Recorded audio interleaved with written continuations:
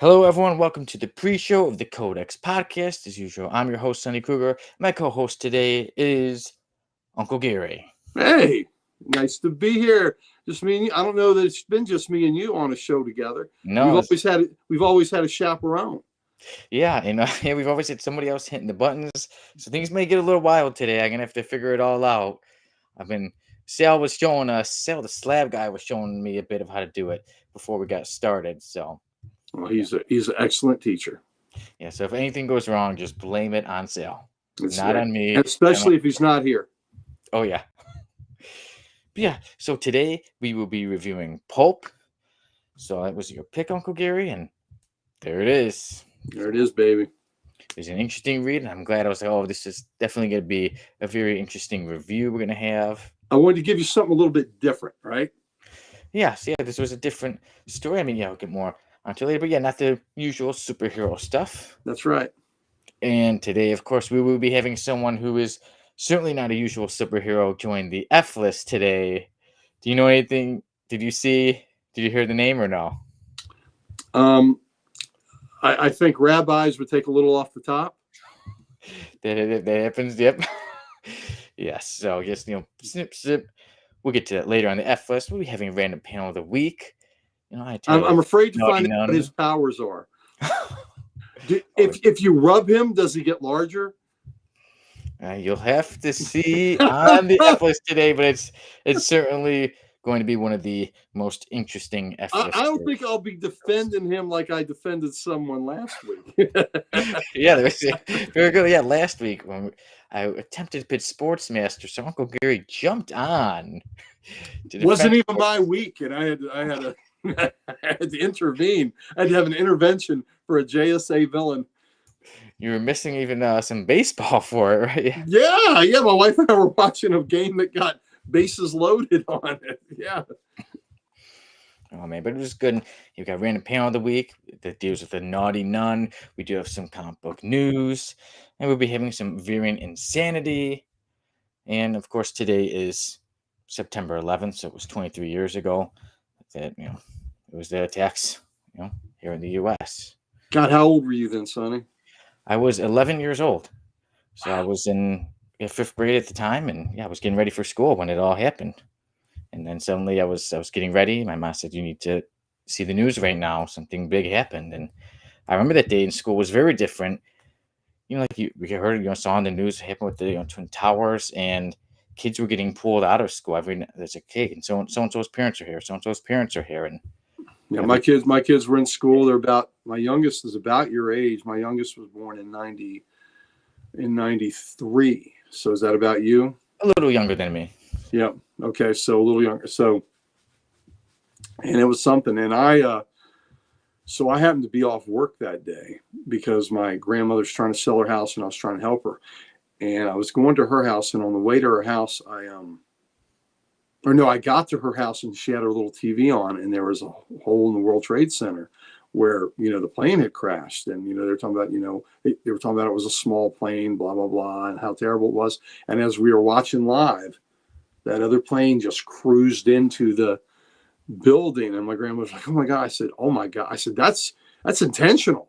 And she just, it took her mind a little bit to fathom the fact that somebody did that intentionally, and it just, and then as I left her house with the paperwork I needed from her, I was driving down Route 1 in Virginia, and I had the radio on listening to it, and they just described an explosion at the Pentagon. And as I hit a rise in the roadway, I could see the smoke billowing from where the Pentagon was in that direction.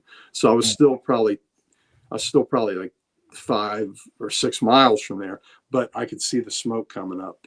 So it was just, it was something. And I worked for the transit company in DC, and I was off that day.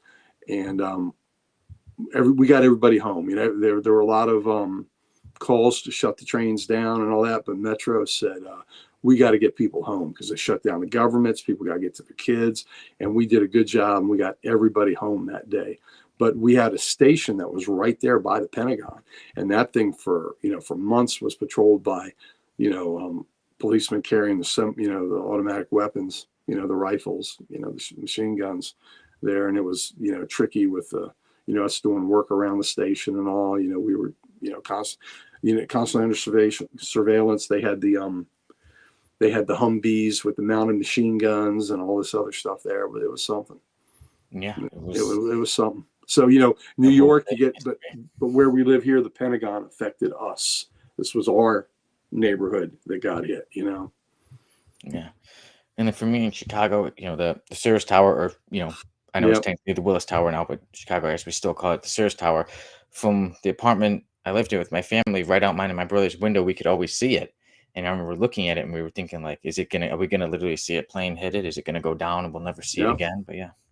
Well, and then of course in the DC area, that's where Flight 90 was coming back to. There's speculation whether it was going to hit the White House or hit the Capitol. You don't know, but the passengers took charge there and forced the guys to dive it into the ground. The tragedy. I mean, what they did is they ended up, hey, Bougie, those passengers on flight, that flight that were, and that is an amazing site to go to in Pennsylvania, where that plane crashed at. It's a beautiful, Bougie, Eternal Adam was young too. It's a beautiful memorial where it crashed, and it's breathtaking, and it's something to go there. It's in Shanksville, Pennsylvania. But that plane was coming back to the D.C. area to hit, again, the Capitol, the White House. But there were 2 fighter jets that had been scrambled, but they didn't have their missiles on them. And each one of them was prepared to ram that plane and take it out of the sky. So even if the passengers on Flight 90 hadn't done what they did so heroically, one of those fighter pilots would have taken that plane down in a kamikaze hit. So, Wow. and they were ready to do that. And the commander was really cool. The captain, it was a male and a female. The male was the squad leader, and he was going to take the first hit. That was his duty, and he was going to take it out first. So, a lot of heroism that day. But those brave men and women on the plane that that tried to wrest their fate into their hands and not let the terrorists do it to them, and fought back. That plane went down, and those brave servicemen didn't lose their lives. Men and women didn't lose their lives. Taking the plane down, and think how that would have been real tough for the national psyche too, knowing that we had to ram that plane to kill it. To take them down and kill those people. The fact that the people heroically stood up and fought, and the terrorists did it themselves. I think it gave them more heroism, and gave the country something to feel pride about, that they went out so heroically. So what a day. And you were just, it's hard for me to fathom you were such a young man, because hell, in I was in 2001 I was 41. That's how freaking old I am, brother. And you were just 11. Wait a minute. I think age-wise, I think you were younger. Huh? I think you were younger than 41. No, I was 23. I was born in 64. Okay, you're right. I was 30. I was 37. 37. I was 37. There you go. Not much younger, but you're right. I was 30. Yeah. I was 37. Yeah. So, I was a full-grown adult, and then some. Hey, look at that. Here we all are now, and may those who passed away that day, may they rest in peace. And to think that the world, although we carry on, they are never forgotten. That's why even here on the Codex podcast, where we still talk about, we love our comic books, but we wanted to do a little chatting today about September 11th. And some people might wonder, why aren't we reviewing the amazing, Spider-Man 36? But a couple years ago, me and Jamie, we did review it on an episode that was near September 11th. So that was an amazing book. Amazing book. And the 9/11 books that DC and Marvel both put out, where the proceeds went to the firefighters. And I tell you what, we talked about the courage of the men and women on that plane, the courage of the firefighters and the policemen in New York and at the Pentagon. Hey, Mr. Keith, that is that is an indelible, you know, I just turned 19 a few weeks before 9/11. I'm born in 82. Mr. Keith, I graduated high school in 82. So man, y'all are aging me. But what a time, yeah, for you to have been that old when that happened. But what a day. I'll never, like I said, and I'll never forget seeing the smoke from the Pentagon when I was driving down Route 1 Alexandria, Virginia, and seeing that so close and the smoke just pouring out of there. It's So one of those days that you don't forget. I mean, unless you're like very, very young or something, like maybe a baby. But if you remember, it's a day that stands out in history. Yeah, Mr. Keith says he remembers working at the comic book store. wow, wow, yeah, it's one of those indelible memories. I know my grandmother, told me that two of the big memories in her life were the day Kennedy was assassinated. And she was, I think, downstairs ironing things, and it came on the TV, and she was just stunned and, brought her to tears. But as a younger woman in 1945, when Roosevelt died, that to her was much more stunning because he had been the president for so many years. He had just started his fourth term. And when he died, she was working, I think she was working in a store at that time, like a big, like Woolworths or something like that. And they shut the whole store down and people just left silently. And it was just, it was just something to, no words were said. People just silently went home and mourned. And it was, something that was really a stunning development for them. Yeah, and like you said, back in the days too, when the whole country wept together. Yeah.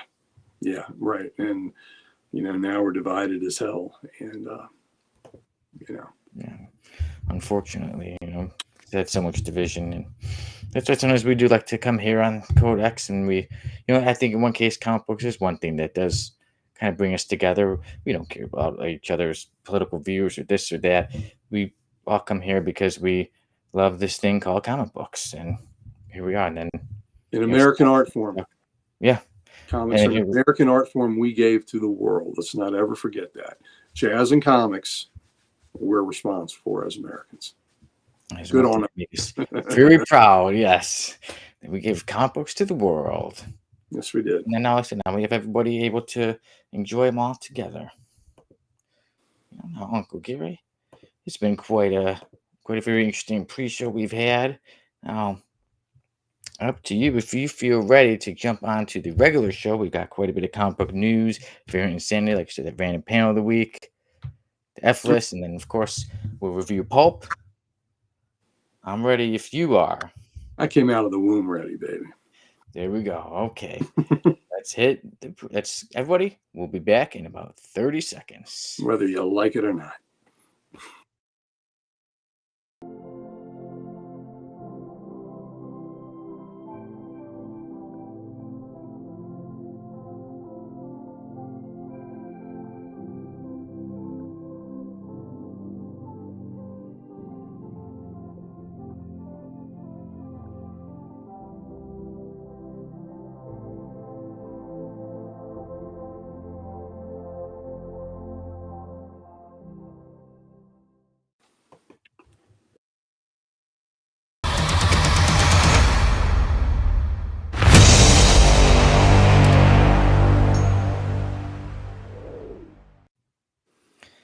Hello, everyone. Welcome to another episode of the Code X podcast.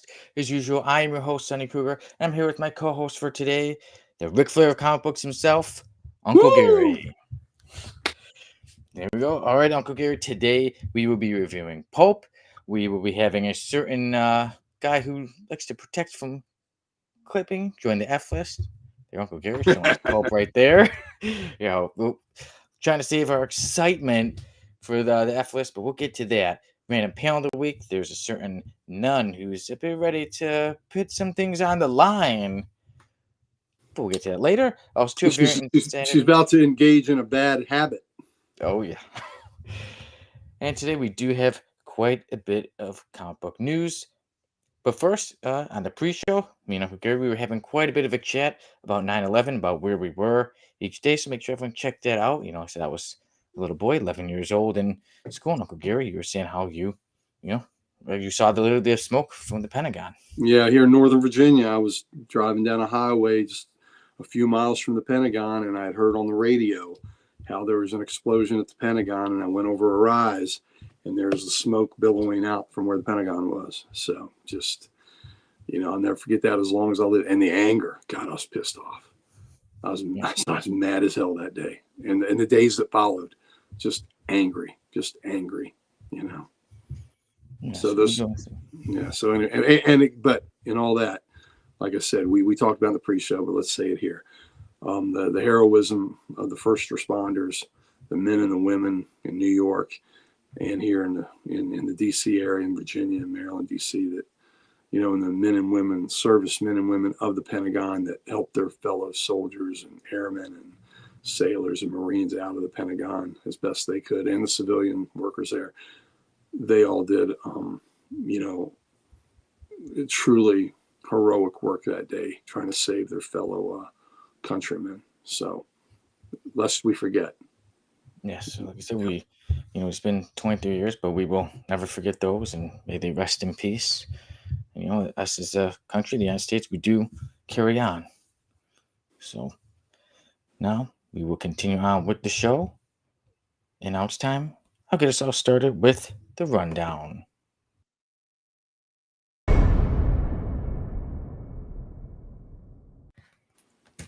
All right, Spider Man 4 has gotten its director, and it is Destin Daniel Cretton. He's the director of Shang-Chi, the upcoming Wonder Man series, and of the movie Just Mercy. So he is set to be directing the new Spider Man 4 movie.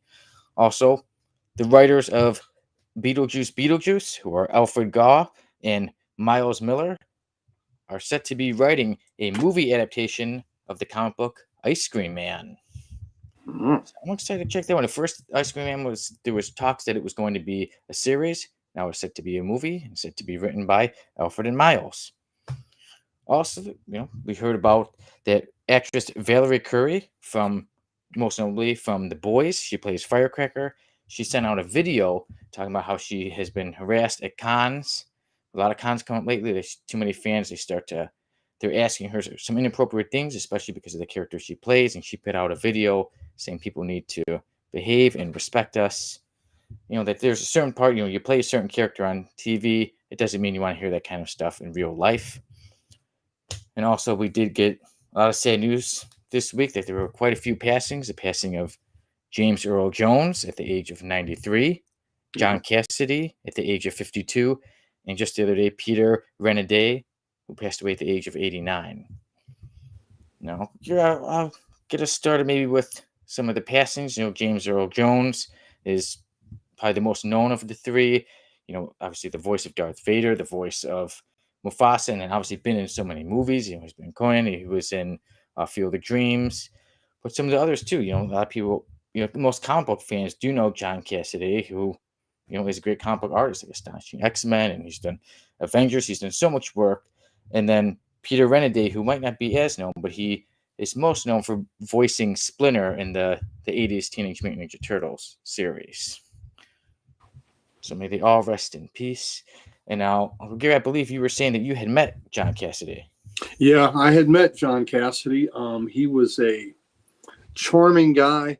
Man, he was a good-looking dude too. I mean, and I'd read an account that Wade had said was that it was just he was one of these guys that wasn't fair. He was that good-looking. Kind of reminds me of Dave Stevens in a way, right? He was good-looking dude, did well with the ladies. So Mark Wade would say, here are all these comic schlubs. And Cassaday was a comic guy, an artist. And when he'd come into a room of comic schlubs, all the women would look at him and gravitate to him. And Wade said there was an instance where Cassaday was in a room with the other comic schlubs, and some famous actor walked in, and all the women turned and looked at this actor and were checking him out.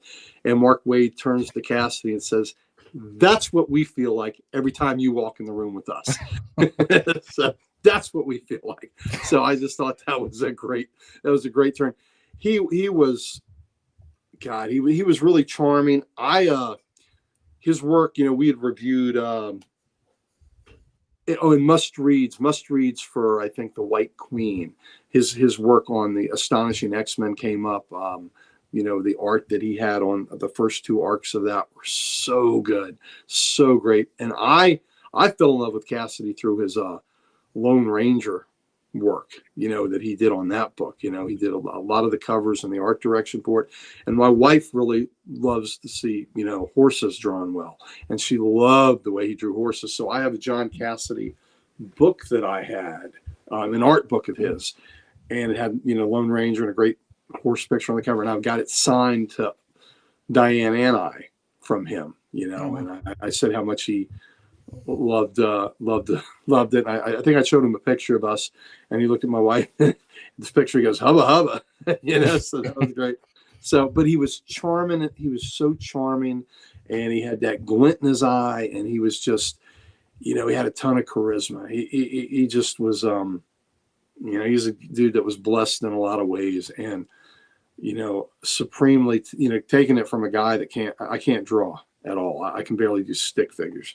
And to see, what he could put on a page and how beautiful it was amazing. And I know within the last year, he had some controversy. You remember that terrible cover of X-Men had the Beast on it. It was just a badly drawn cover that Cassaday I had did done. see that short, yeah, when I was looking him up, yeah. So we all have our misses, but at some point I had heard that was just a sketch maybe that was lying around or somewhere that Marvel had, and they just kind of repurposed it, and it wasn't finished by any stretch of the imagination, and they put it out there. And if that's the case, they really did him a disservice. Yeah, you can't do that to an artist. You have to let them finish their whole thing. Like Chris, there's so many pictures. If you look at before and after, even I'm not John Cassaday when it comes to art, but when I started drawing pictures, the beginning, I'm like, ugh. And sometimes I'll take pictures throughout, and you see a complete change. So yeah, that's horrible to do that to someone. Yeah, so I always heard that was an unfinished piece, and they just threw it out there. Now I don't know that that's true, but that is just something I'd heard. But if that's the case, if I was Cassaday, I'd been pissed off as hell. And was it confirmed? Was it cancer he had? I know he had, because he was actually scheduled to be at Baltimore next week. He was scheduled to be there, and then he had entered a hospital, I guess, about a week ago, and they took him off the guest list.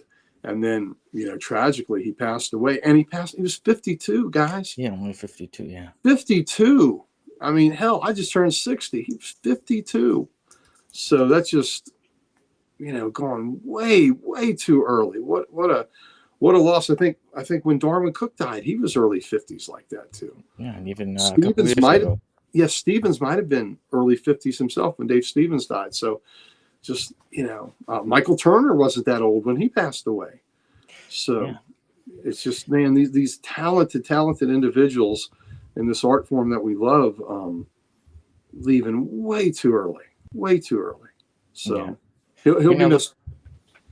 He will be missed. And there is right now I'm looking up, there's no actual cause of death that's put out there to the public. Yeah. Okay. Well, just 52 years old, way too young. Way too young. Rob, my buddy who's the principal owner at Comic Logic, he was really bummed because he had a nice hardcover edition of Planetary he was going to get signed, and he had never had the opportunity to meet Mr. Cassaday. And so I'm going to be blessed. I've got that Comic Logic tomorrow night when we do our show. I think I'll take that book and have that book there to show, and that I've got his signature. I should have had it for this. I didn't consider. I should have went up and got it for this, but to have that signature and to show it off, maybe I'll bring it out tomorrow night. Maybe we'll touch on it briefly for the character of the week when we do Agatha. But so what a loss. God bless him and his family, and and all the people that loved his work. Yes, may he rest in peace. And his legacy will continue on like the others too, like Peter Renaday and James Earl Jones. Their legacies will always carry on. We'll always be fans of their work. What of James Earl Jones is what resonates most with you? The two, Darth Vader and Mufasa. Because you grew up. I mean, of course, when most of us know and love Star Wars, like Darth Vader, and then Lion King was one of the first movies I saw at the theater, and movies I've always loved. So Yeah, Rob said today that James Earl Jones hits him hard because that's like his childhood. That he's lost a big piece of his childhood. With those characters. Now let's keep in mind though, he was 93. He had a hell of a run. Oh yeah, Hell of a run. So I'm not filled with tragedy over his passing like I am with Cassaday's, right? Because 93 had a hell of a run. EGOT winner, Emmy, Oscar, Tony, Grammy, had them all. An incredible stage presence. I believe he won 3 Tonys. I believe he won one. I think he won one for Fences, the August Wilson play. He won one for The Great White Hope, and I can't remember what the other one was, but I believe he won 3 Tonys. He got an Oscar a few years ago. It was kind of a career Oscar, a special event Oscar they gave him. Yeah, achievement. He wore. How could that voice of his not get a spoken word Emmy, right? Yeah. I mean Exactly. Grammy. I mean Grammy, of course. And then he won an he had a hilarious episode of Big Bang Theory where he and Sheldon were I saw that with Carrie Fisher, right? Yeah, was great. But for me, what'll resonate the most with James Earl Jones is Field of Dreams. The speech he gives about baseball and the timelessness of it is one of the greatest, in my opinion, cinematic speeches ever. When he sits there, he goes, Ray, people will come, Ray. Because the one thing that's been the constant in this country, as things have changed and things have been torn down and rebuilt, has been baseball, Ray. It's been the fabric of this country. And it's all that's good is encapsulated in baseball. So you build it, they certainly will come. So of course I'm paraphrasing, but and the glee, and of course, Sonny, I'm assuming you've seen Field of Dreams. Yeah. So. Okay. The glee when he's invited to go back with the ghosts playing in the cornfield was just childlike, right? When he's putting his hand in and he's touching. So Field of Dreams will always be special to me, where he played Terrence Mann. Yeah, and a classic movie. There's quite a few classic movies, like I said, including Field of Dreams. We actually get to see him. Like I said, I always make sure once we see more of the voice or hear the voice, it's a Field of Dreams. And another baseball themed movie, The Sandlot. Yeah, he was great in that. But yeah, for me, it's Field of Dreams. That every time he does that baseball speech, it's gives me goosebumps. And the day after he died, I turned it on to the beginning of Morning Joe, which is a show on CNBC, and it's the guys on there, Joe Scarborough and the other host, Willie Geisnall, they're huge baseball fans, and that led off the show, that baseball speech. So I was like, yeah, baby, that's appropriate. You let off the show with James Earl Jones giving that wonderful speech about the timelessness of baseball. So what time does that show begin? 6 a.m. When I'm getting ready for bed. That's about when I was walking out the door to go to work. I usually leave work around 6:30 or so. So I see it I see the beginning of the show right before I get out the door as I'm having my oatmeal. So yeah, Nice. but nice beginning, and that speech never gets old. So there's certain speeches in movies that will continue on, throughout history. Absolutely. Decades and decades to come. Yeah. There's so many new stuff out there. Yes, certain things are popular for a couple weeks, but certain movies, like you said, will continue on and on. And like you said, James Earl Jones had multiple movies with multiple lines. They remember, like you were just saying, Field of Dreams, that's part that'll always be mentioned. And like I said, Mufasa, what I think he'll, always remember it. He remembered some of the parts he did as Mufasa, and then Darth Vader, King Joffrey coming to America. Yeah. So they said multiple movies. Yeah, a lot of them. Yeah. Yes. Oh my goodness. And he was I think he was in the film version of Great White Hope too. Where he played, the Jack Jefferson, but based on Jack Johnson, I think the first black champion boxer in the early, like 1909, I think. Yeah. So, I haven't seen the movie, but I've just like read things about the boxer and crazy story, like an incredible story when you. oh, and James Earl Jones was a stutterer. So he had a stuttering problem. Spent, when I was reading his obituary, they had a real nice write up in the Washington Post. And basically, there were like 6 years of his life where he hardly spoke. And he got into a class, and he was in school, but he would hardly speak. And he had a teacher challenge them to write poetry, and he wrote this beautiful poem. And the teacher insinuated that, yeah, absolutely, it looked like sportswear. The teacher insinuated that James Earl Jones, hey Sal, I'm a little late posting that. Sorry about yeah, that. had plagiarized it, and he did it to light a fire under him and get him to recite it. If you're in present danger, that's right. So he recited this in class, and what he found out from a stutterer was that the written word, he won't stutter because he's reading the written word or reading his own work like he did in that poem. He did not stutter, and it empowered him. And with that great voice of his, it gave him a weapon in his arsenal he didn't know he had. And so how cool is that? And for the rest of his life, acting was great for him because he was reciting written words. So that helped him with his stuttering problem. So I just think that's fantastic. It is, yeah, and it gives a lot of people hope. That it's very inspirational, people who have stutters. And he even said, aside from the written word, when he said just normally speaking, he said that he still sometimes stutters. He said you just get through it, you just work your way around it. Yeah. Let's see. Yeah. Oh, yeah, that's right. Yeah, That's Bruce's right. James Earl Jones' dad was in Maniac Cop 2, used to be Joe Frazier's sparring partner. He also had a role in The Sting, the classic Robert Redford movie. And I think he was an older con man that kind of took him under his wing. So he was in that movie. And my good buddy, my best friend, Mike Harbor, asked him what role resonates with you the most. And I had forgotten this, or I hadn't considered this, but he said the evil wizard in Conan. Yes, yeah, that's one of the ones I remember. Yeah. Yeah, he played, and I was like, "That's right." He played that wizard in Conan, which was a long great hair. role. Yes. Yeah, so he got to play.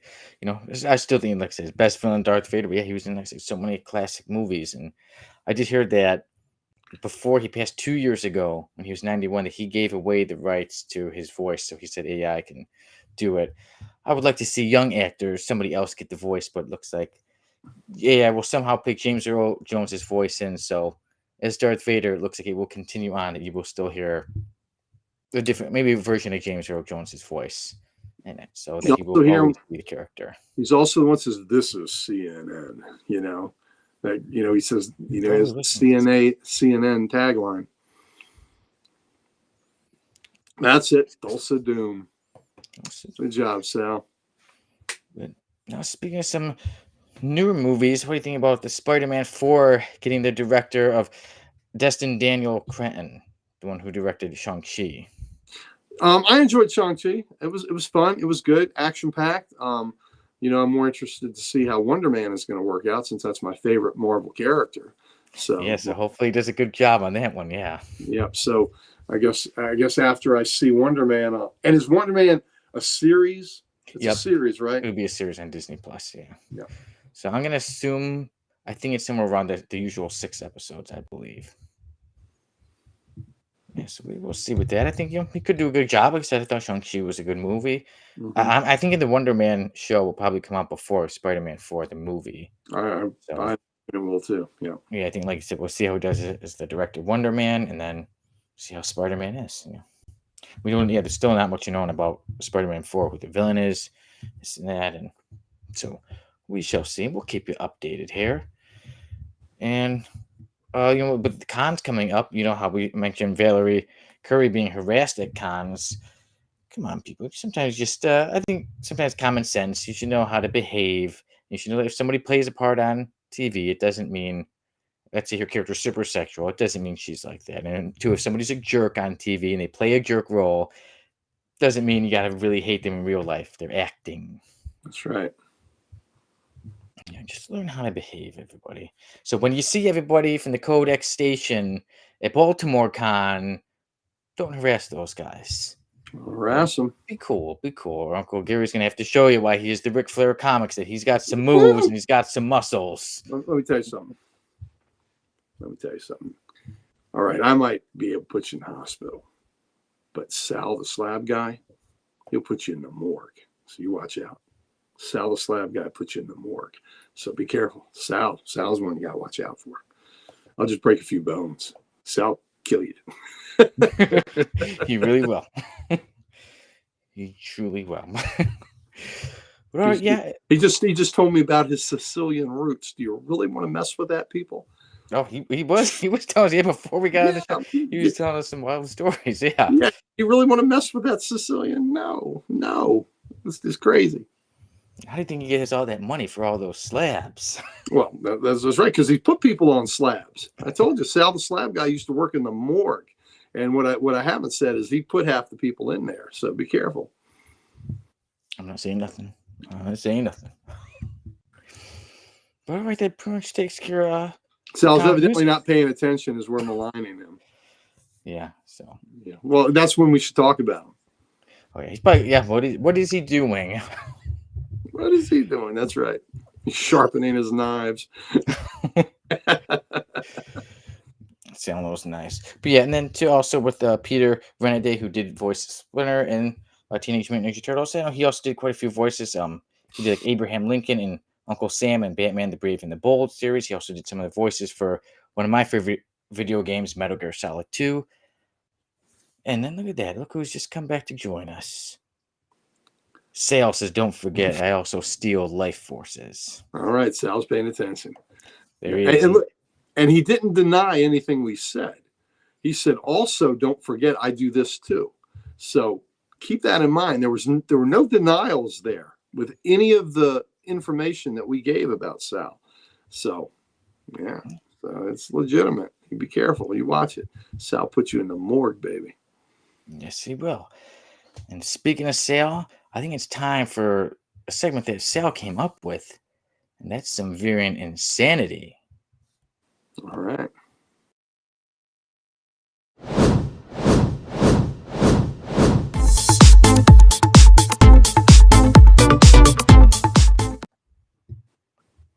All right, Uncle Gary.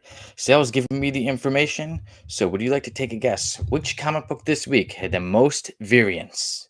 Okay, before I guess, I want to remind everybody the last time I was in this position and I guessed, I got it right. Mm-hmm. So, that's right. Everybody feel free to guess too in the comments. Yep. Because I know I bought 3 copies of this sumbitch, I'm going to say it's Wolverine #1. Anybody in the chat want to put in? Take a guess.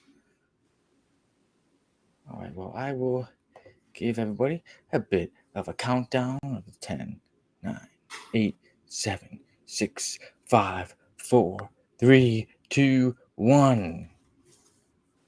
Uncle Gary, you got the second most. Wolverine got the second most variants this week by that much, with 22. So the comic book with the most variants this week is Teenage Mutant Ninja Turtles #2. And well, that's Teenage Mutant Ninja Turtles Volume 6, issue #2. And would you like to take a guess of how many variants it had? I'm going to say 40. Everybody?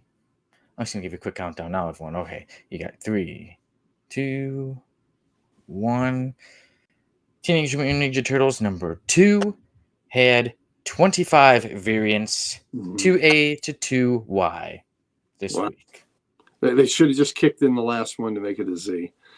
Yeah, they usually, I think 26 is like a common number. But yeah, so Teenage Mutant Ninja Turtles had the most with 20. 5, Wolverine, number 1, had 22, and Red No, Sonja had 21. so close, so close. Bronze. I got silver medal though. Yeah, so not a bad guess at all, for getting the second one. So okay. There's that always more variant insanity coming your way every week here on the Codex podcast. And now, since Tim is not here to do his right or wrong, I can go to a little bit of our works because we've been up to some things. You know what? I've been filming a lot of my series, a series about a series. It's on its final episode, so this month is full of filming. So I'm really excited about that. It's the biggest month of filming we've had in actually a couple years.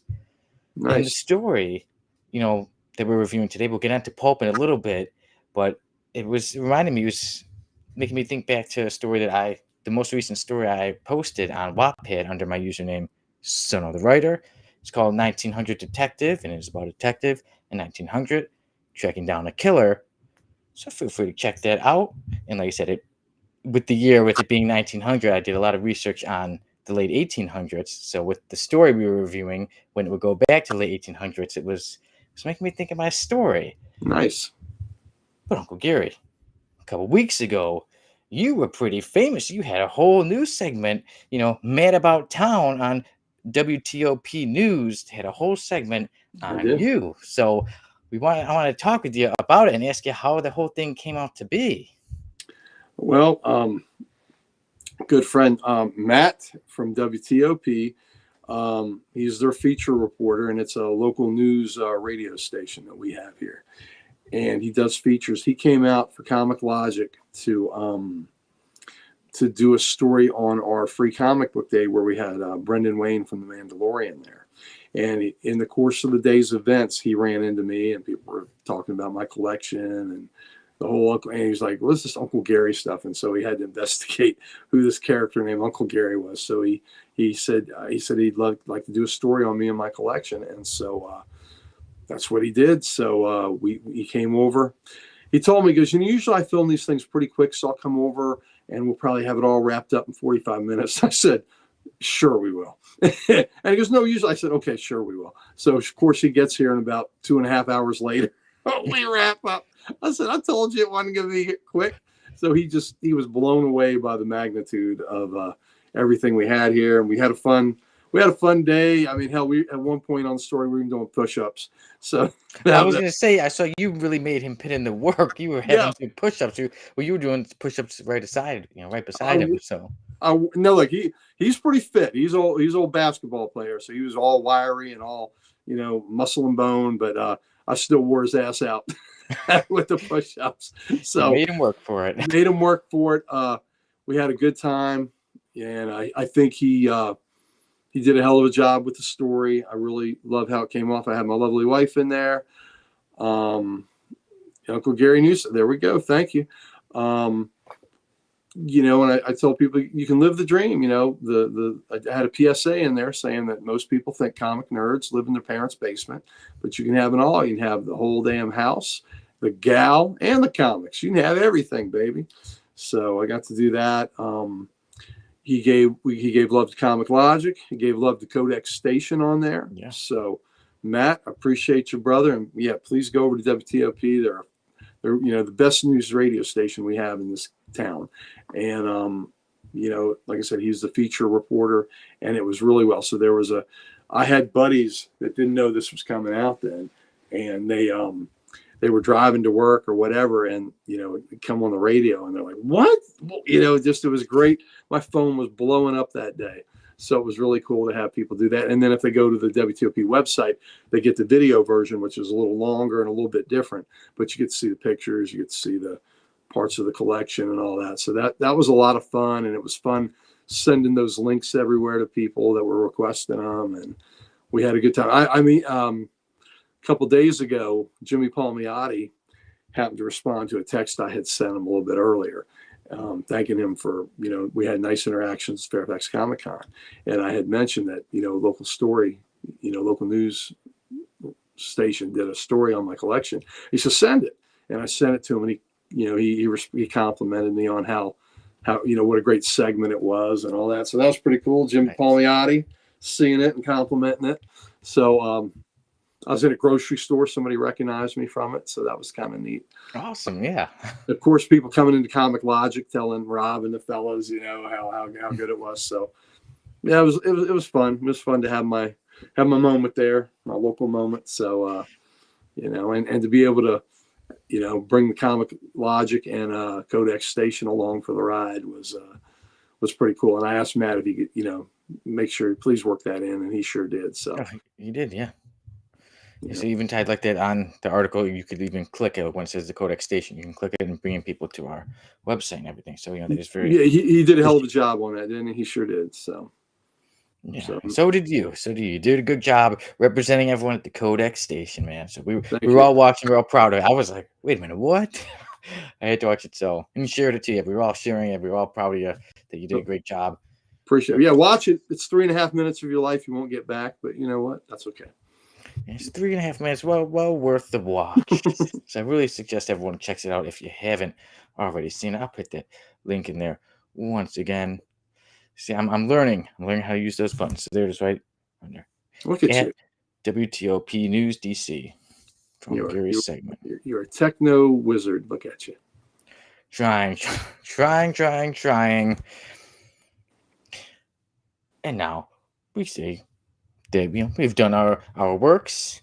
Codex has a lot more coming up next week. Actually, I should mention it. Is that next week we will not be having an episode of the Codex podcast because quite a few of the guys are going to be at Baltimore Con. Yep, we're gonna have a big event. We're gonna be in Baltimore, so we might do a show instead of a After Dark or Comics Unleashed show on Saturday. We might do an impromptu one on Friday evening, not too late, maybe 8ish. That's what we're talking about. We also might do Codex and Comic Logic are going to cross over. We're going to cross the streams. Hopefully we won't blow stuff up, but we're going to cross the streams and have Codex and Comic Logic broadcasting together, and people from each station, from the shop and from here together on the other show. So we might do a Comic Logic show next Thursday, maybe. That's not in stone, but what we will be doing for sure is on Monday the 23rd, we will be having a Comic Logic Codex live stream. It appears that'll be really cool, where we'll do a crossover jam from Comic Logic. So that's what we're looking forward to as we have our post-con communion together and have a little get together. So everyone, make sure to subscribe so that if you aren't already, make sure that you're subscribed so that you get notified when there's a show or anything. Like I said, if there's an impromptu show that comes up a little bit last minute, so just make sure to check it out. And I can pretty much guarantee that the crossover between Comic Logic and the Codex Station will be better than the crossover that me and Dan reviewed last week, Youngblood and X-Force. What were the grades on those? I didn't get to see the show.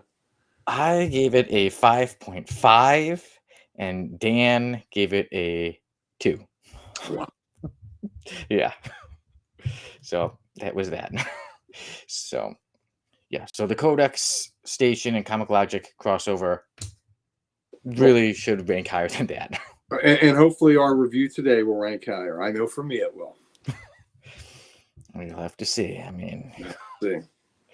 I gotta make you sweat it a little bit. But you know who's been sweating, and maybe in a different way than some would be expecting it? Would that be Force Sweat? Oh, that's in a little bit. In a little bit, we'll get to that. But it's time for a random panel of the week. Oh. And somebody's that could be moist too. Oh yeah. Someone's ready to get naughty. And look, here we are, random panel of the week, and we see Thor with these nuns, and one says, Sister Marjorie says, perhaps the God of Thunder would like to stay for dinner. And the Mother Superior, she says, remember your vows, Sister Marjorie. And Sister Marjorie says, yes. And what were those again? Well, I think she wants Thor's hammer. I think she wants to touch Thor's hammer. She wants to touch Mjolnir? Oh, yeah. Well, yeah. And his thunder thighs?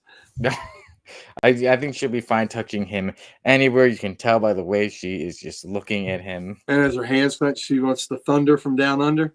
Oh yeah. And I saw when I looked this up, somebody said, well, she's a nun. She's supposed to be married to God. Technically, Thor is He's a just like, god. yeah, So well, there you go. There you yes. go.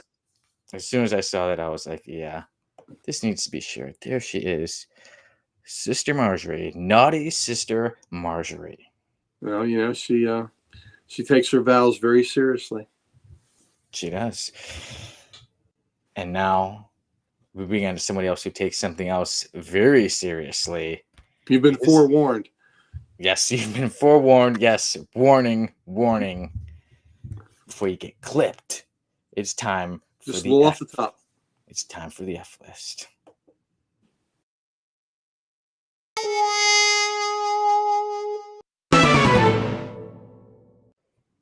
Okay, joining the F list today is Foreskin Man. Wow. He is in his superhero outfit right there.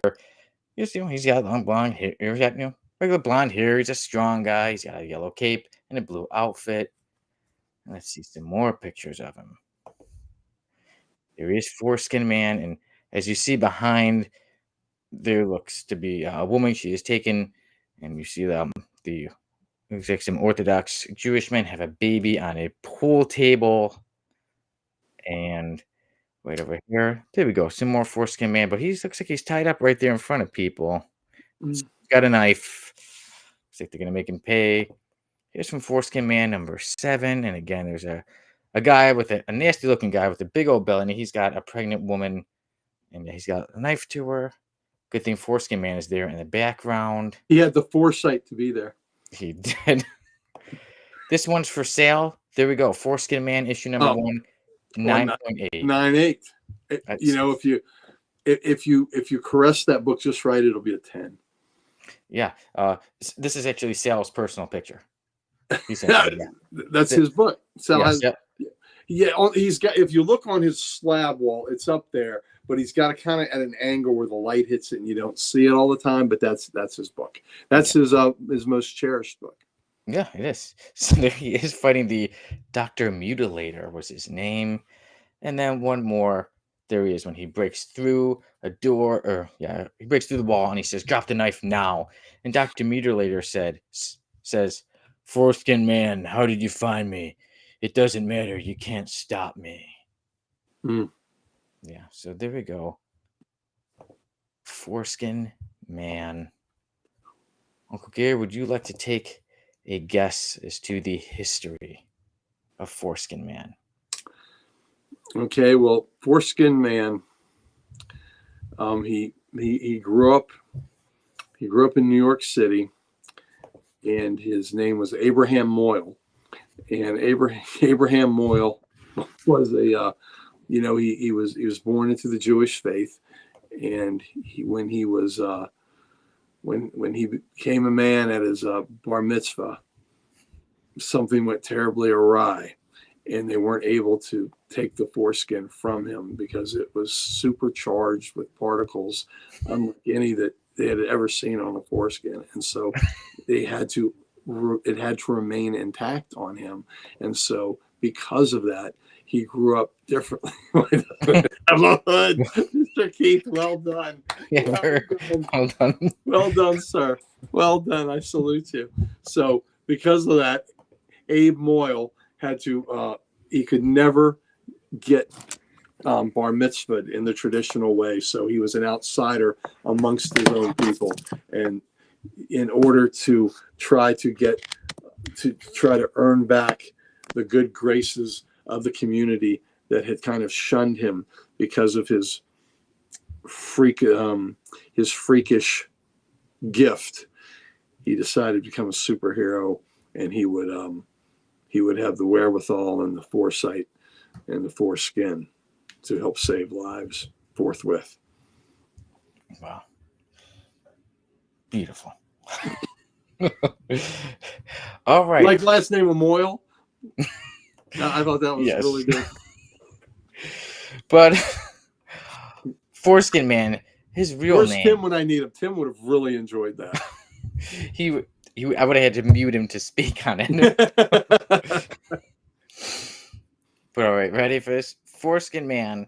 His real name is Miles Hastwick. He was created He has by. wick, but they couldn't cut it. Oh yeah. But one thing is, he was created by Matthew Hess for the publisher Male Genitalia Mutilation Bill Comics. Wow, that's a. I was gonna say it's a mouthful, but that would be bad taste. Yes. Quite a nasty. Nasty taste. Oh yeah. Let's see what Mr. Keith says. Yeah, his sidekick is a dog with a corn around its neck. That's great. There's so much that could be done with this character, but so he was created, like I said, by Matthew Hess in what was pretty much to protest circumcisions. So even in the comic, there are parts where he fights to protect people from circumcisers. That's what they call them. So you'll see here when he's literally holding an 8-ball because he's going to protect this baby from, it's usually all toys are basically the same. He's protecting babies from being circumcised. And are they going to circumcise that baby while he's still in the womb? Is that what's happening with that one? I'm like, yeah, they tried. I don't know what was the point. Were they waiting while the baby's in the womb, or the second the baby comes out? That's a very specialized circumcision to do it before the baby's even emerged. Yeah. So his only fighting ability is plasma flight boots. So it doesn't mention having like super strength or anything, but do this picture of him punching through a wall. I'm gonna guess he has some strength as well. But plasma flight boots. Okay. So there he is. In issue number 1, he fights the Doctor Mutilator, who seems to be a doctor and turns into this monster who wants to circumcise the baby. And the mother says no, but he doesn't care. So Foreskin Man comes to the rescue. There's another issue where before he was in, I believe it was Kenya, and he was, someone said, oh, they kidnapped my baby and took him to Kenya to do a circumcision. So that's when he goes there to save the baby. This was issue 2 where he's holding an 8-ball. And in this issue, so one of the things that obviously, like I said, Foreskin Man was created, right, to be like, to tell people not to get their babies circumcised. It was in protest for it. It obviously was not big. It's not any of the big companies. As you heard, the company was literally Male Genitalia Mutilation Bill Comics. So obviously there's not much, but the problems people had a lot were that they were saying that the comic is racist and anti-Semitic, because as you can see in issue number 2 with this picture, you see in the back how the Jewish people are portrayed with big beards, and that they want to. The thing is, because I'm like, I have to look into some of this. I have to find this comic and at least check it out. So it was like the baby was kidnapped by these Jewish men, and they were going to circumcise the baby. As the mother says no, they knock her out, and then Foreskin Man comes to the rescue.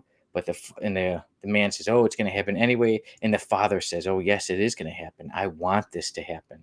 So Foreskin Man, I guess he's not too intelligent. He takes it upon himself to say he takes the baby and he leaves. He doesn't tell the mother. He doesn't tell the father. He just, because he's stopping the circumcision, he takes the baby and leaves and gives it to some people he knows. He's like, oh, and they're like, oh, we always help protect kids. So he gives the baby away to these random people. And then he says that they're like, we'll take care of him like one of our own. And that's it. So. And what you don't know is they're cannibals and they eat their own. I know. They looked pretty wild. They kind of looked like people who might be cannibals and don't have much to eat. So maybe in his own way he tries to help, but he could really team up with the aliens in the Lobo book we reviewed that loved scrotum, and that they were scrotum connoisseurs, and that's what they want. And they were going after Lobo's scrotum, and they got it. So there you go. He would defend Lobo. I don't know. Well, that's I don't know. Does he branch down to defending scrotum too, or is it just foreskin? I think just foreskin. Yeah. So you're right. He wouldn't even care. Yeah. But yeah, here he is, his alter ego down there. So he'll put on a fake beard, and then when he gets in his superhero outfit, he just takes off his beard. Somehow it looks like he gets a little bit of a haircut. I don't know how that happens.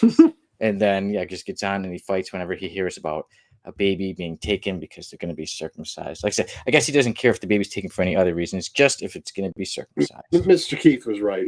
How can you have that character and not have a hood? I mean, and speaking of Mr. Keith, look at that. His nightmares are filled with scenes from Dune. I know exactly what character you're thinking of, but yeah, that sounds about right. Let's see. Also, Mr. Keith says, to be fair, I think we can all assume Kal-El wasn't circumcised, depending on continuity. Yeah, that would have been hard. You'd had maybe Lex did it with a kryptonite scalpel. Oh man, it'd be quite a violent comic book. But hey, if somebody tried it, Foreskin Man would somehow hear about it, and he tried to defend Superman. And hey, he's not weak against kryptonite, so maybe he could save Superman. But I think not, because they don't even mention much of him having fighting skills. But like I said, if he's able to take on, where is it, Dr. Mutilator and some of the others, maybe he could fight a little bit. But to me, I think we're going to come to an agreement. Last week we were a bit about Sportsmaster. We were like, wait, but this Sportsmaster, you gave me a bit of a history lesson to show me that this one is a character that shouldn't be in the F list. And I was able to find one of the many Sportsmasters and said, how about we agree on this one? So I can have so F list. But I don't think Foreskin Man is going to get any defense. No. I say he stays on the F list. How about you? F for Foreskin. Perfect. Yeah, Perfect. He is right on that list, and that's where he belongs.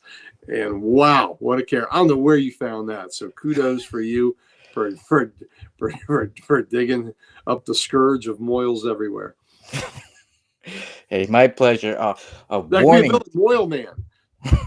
Maybe he actually I haven't seen all his comics, but he has some interesting and some pretty bad villains that I'm like, yeah, they may be some F-listers too. Like I said, that's what would get the comic book in some trouble, where people were accusing it of saying, hey, it's pretty racist, some of the things. But yeah, Foreskin Man, I say he stays on the F list, and I'm sure he'll be protecting everybody on the F list. If somebody tries to randomly give someone a circumcision, Foreskin Man will be there to help them out. That's right. That's exactly right. Yeah, so now, there we go. He joins the F list. And that means it's time for our review. But first, got that. The Genital League of Mr. Keith says he can be a part of the Genital League of America. You know what? He actually was friends with a woman named something Labia. Volva. There you go. I was gonna say Labia. Okay, there you go. A woman named Volva or Captain Volva or something like that, and they were friends. So there you go. Maybe the Genital League of America will actually become a team one day. Yeah, we could see Foreskin Man team up with a Clitoris, and they could. And see, Bougie agrees with you. F is for Foreskin. For Foreskin, exactly. Yes, and we will be having more characters join the F list soon, Uncle Gary. I always have to get specific ones for you. I always got to go a bit out. I'm like, who could I find that you might not know? So this week I was able to do it. This was great. Number one in the clubhouse with me for just sheer awfulness is still Heavy Flow. So I don't know if that'll ever be topped. So who knows with Heavy Flow? But we'll see on future episodes of Codex Podcast when I bring out some more F-listers.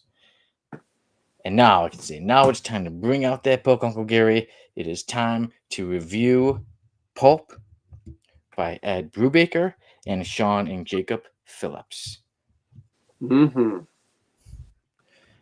And before I get onto that, the genital protectors. Who just says the genital protectors for old Foreskin Man? Well, they could they could have them as stadium security, and they could be the athletic supporters.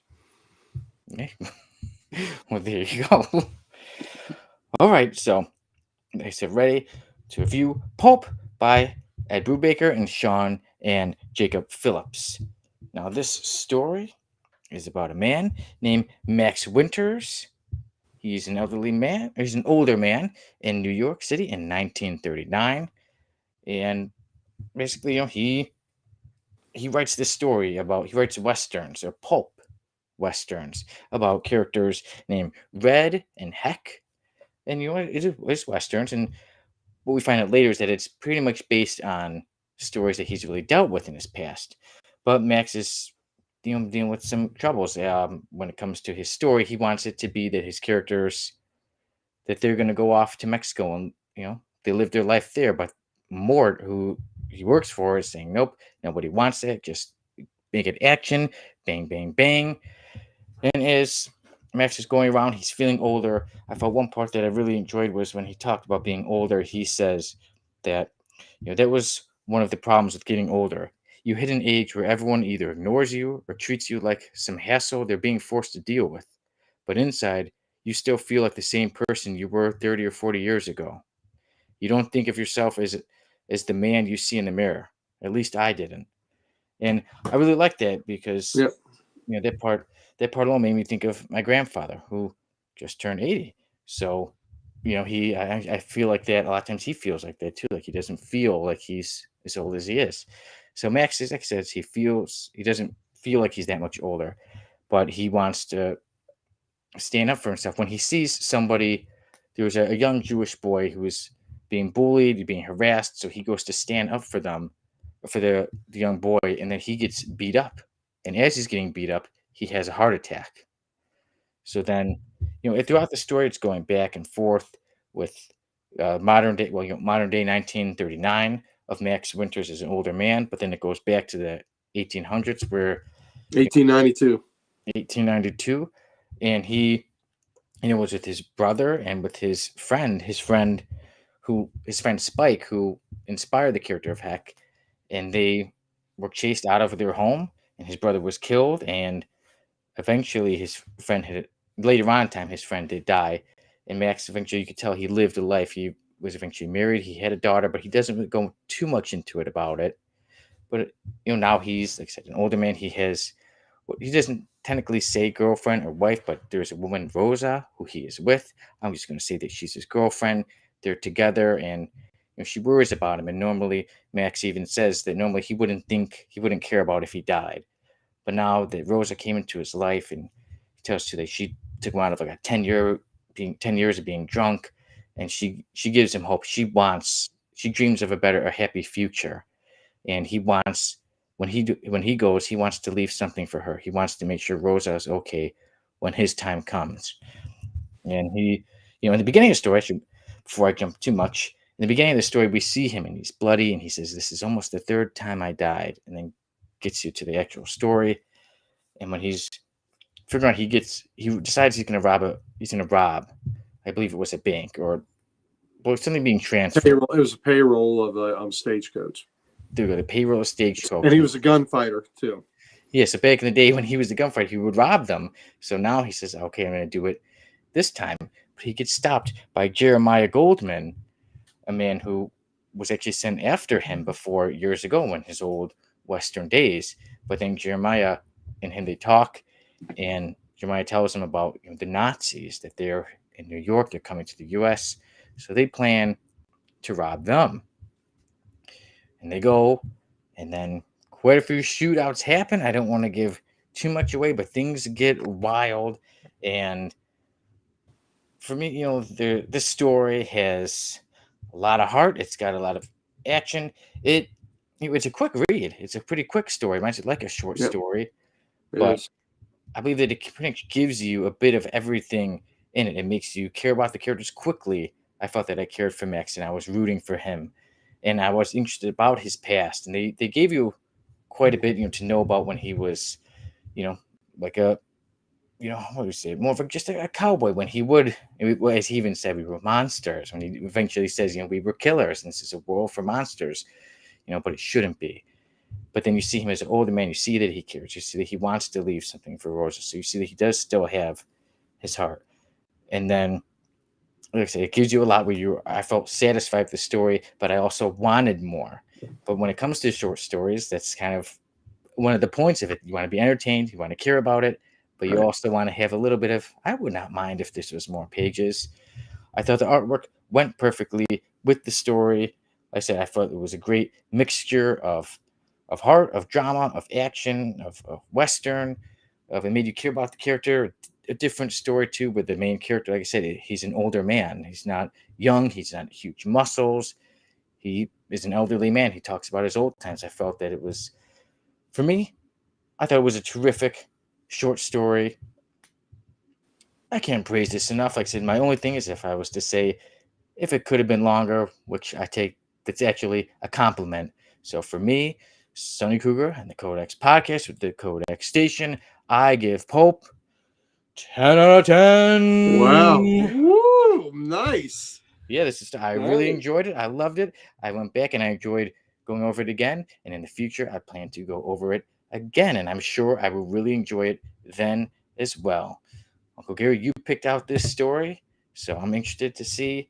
I'm really interested, even as I was reading it. I was like, I wonder what Uncle Gary thinks about this story, because I'm Well, sure you look at it maybe a different way than I do. So, what Sonny, your thoughts are? does my heart good for you to give it to Sonny Kruger 10 out of 10. Woo, man. This is a great read. This is a great read. Ed Brubaker, for my money, is the best crime. Yeah, bougie is. Mhm. And Sonny, if you don't have this, are you going to pick it up now because you liked it so much? Oh Sounds yeah, yeah. I So want the there's next a viewing to be holding it in my there's hands. a soft cover version and a hardcover. So I got the hardcover. Ed Brubaker is a genius when it comes to crime. And the thing that really got me, you know me, I'm a Western guy. I love John Wayne. I love Westerns. What really got me was this guy was born in 1872. So the story starts taking place, when it flashes back to 1892. So he's 20 years old in Wyoming, and then they migrate all the way down to Mexico and these other things. But to think about the fact that this goes from 1890s to 1939, and the fact that one man lived this dichotomy of life that is so one is so removed from the other blows me away. But the timing is right. There were men that could have lived this life. They could have grown up as a gunslinger in the Old West and wound up in New York in the late 30s, living in that urban city life.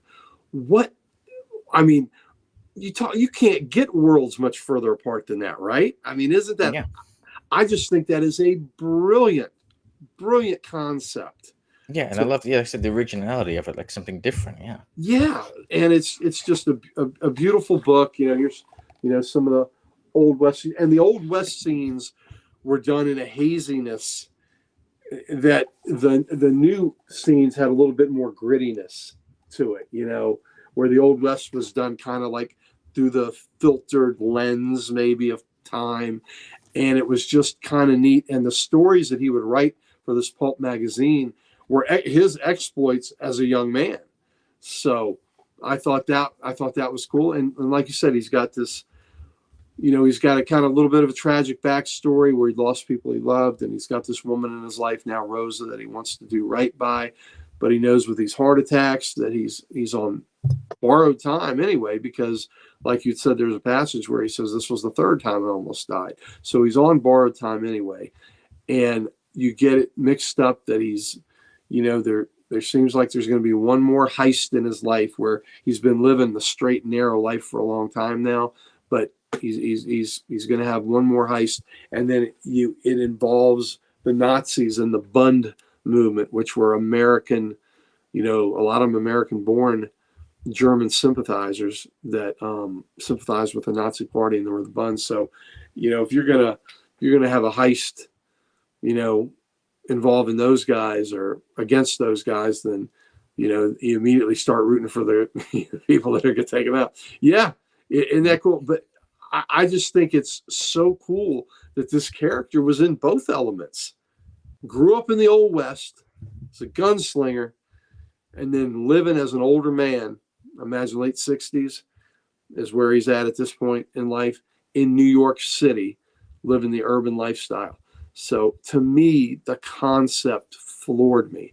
So um, I view this. I can't break this down between story and art because they melded so well together. Because Hmm. honestly, if you look at the art, it's not the traditional superhero glossy art we might see, right? It's just, Yeah, but and like you said, I felt it was perfect. Yeah, for this story. Yeah. actually, right, that's exactly what you said. You said it was perfect for the story.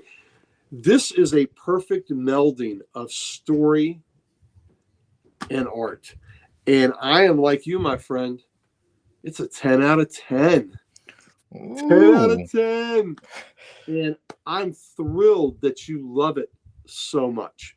And that, that I picked something that you hadn't read before, you had no reference to, and it just evidently blew you away. So I am thrilled with that. It's very cinematic, isn't it, Sonny? Oh, I was thinking that Tim, like this would be an amazing movie if it was made, the right way. Yeah. Yeah, absolutely. I mean, so you got the Old West, you got crime caper, you have crime in the Old West, you got crime in modern New York, you got the stinking Nazis you're running up against, you got a man at the, advanced in years having heart problems, wondering if he's at the end of the line. You got that drama.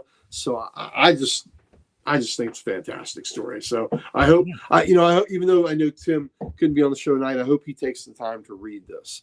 Maybe Yeah. If maybe he you. hasn't do it, Tim, I think he did, but anybody or both of us, we recommend everybody checks it out because they said a 10 Yeah, out if of we're 10 both if ways. we're giving it two tens there, I would hope that Tim takes the time to read it. And anybody watching, if you don't have it, I mean, I think Bougie said Brubaker was a genius, and yeah, if Yeah. you've read his criminal stuff, and of course, back into comics, I mean, that and the superhero stuff, his Captain America run was, of course, amazing that he did with Epstein, and Brubaker also did a story called Velvet that was about a female spy.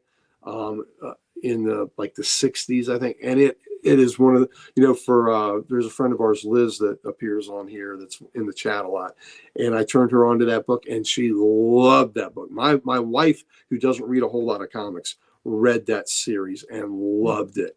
And matter of fact, when I got the hardcover signed to me, I think it was by Epstein, I had him sign it to her, because she loved it so much. So Brubaker is amazing. I love all of, any of the crime books he does, I pick up, and I think he's just he's an amazing writer, and Phillips's Yes. art suits him perfectly. But like I said, I think cinematic is the word, man. It's cinematic. Yeah. And one thing too, what I like about this is sometimes I love when I get or check out a story and it brings on conversations. I know we always talk, obviously we review stuff every week here, but even for people who aren't too into comic books, you can talk about certain things and elements that were brought up in this story. Right. Like you were even saying, with the Old West and when, New York in the 30s and, just time periods and the Nazis being here in the US. It brings on conversations. Also, like I said, that part I really liked when he was talking about being older and looked at it as a hassle. Yep. And it just brings on conversations. So I love when I get a story like that and even chatting with people and they're like, wait, that's from a comic book? Like, yep, that is from a comic book. Yeah. These are the type of books I like to give people that kind of roll their eyes at the superhero fair, right? And I said, well, you know what? There are books that are well worth reading that don't involve people running around in tights. you Yeah, know? yeah, they're truly comic books for everybody. Yeah, this is one of those stories, especially like I said, if you're into westerns, and like I said, even if you're not so much into westerns, this is just truly a great story. Absolutely. Absolutely. So, yeah, I'm thrilled that you loved it so much, Sonny. And well, thank you for recommending it. I'm looking forward to Absolutely. checking it out again. So, yes, everyone here at the Codex Station, me and Uncle Gary, we give Pulp 10 out of 10. So, thank you everybody for joining us. Now, next week things will be different because it is Baltimore Con, so everyone will be getting ready. Everyone will be getting ready for that. But then we will be back on another episode of the Codex 2 weeks. Podcast in 2 weeks on 2 weeks. September 25th. So we'll figure out which comic book we're going to have then, who's going to be on. But yeah, there's still a lot coming up from the Code X station. But first, before we go, Uncle Gary, there's something we want to give to everybody. What do we want to give them? Oh, listen, all you viewers, you know, you look at Sonny, you can tell. And you look at me too, and you can tell. We have all the socials, and we would like nothing better than to give them to you. That is right, at the Code X station. And also, check us out, www.thecodexstation.com. Get some merch, meet the team, and so much more. You can get everything there. Yeah, so make sure to check it out. So before we go, I'm Sonny Kruger. I'm joined today by Uncle Gary. And want to thank everybody for joining us, for checking it out. Whether you joined us live and you're commenting, whether you just sitting back, watching, enjoying, or in the future you check out the episode, watch and enjoy. Make sure to keep an eye on us with the Codex Station. If you haven't already, please make sure to subscribe. We got so many more shows coming up. Next week is set to be. These are set to be a bit different. It's going to be a wild one with Baltimore Con. So, like I said, if you're subscribed, you'll be notified when videos and live shows are coming up. And yeah, and then after that, it will be back to more of the regular schedule. Like I said, on September 25th, we'll be back with the Codex podcast and back with the regular shows. And before I forget, tomorrow will be comic character of the week, and it is set to be Agatha Harkness. And of course, this weekend, of course, will be regular, after dark. So check it all out. Enjoy yourselves. Have a great day. Have a great week. I'm Sonny Kruger, saying see you later. And Uncle Gary, I'll let you finish this thing off. Thanks for tuning in.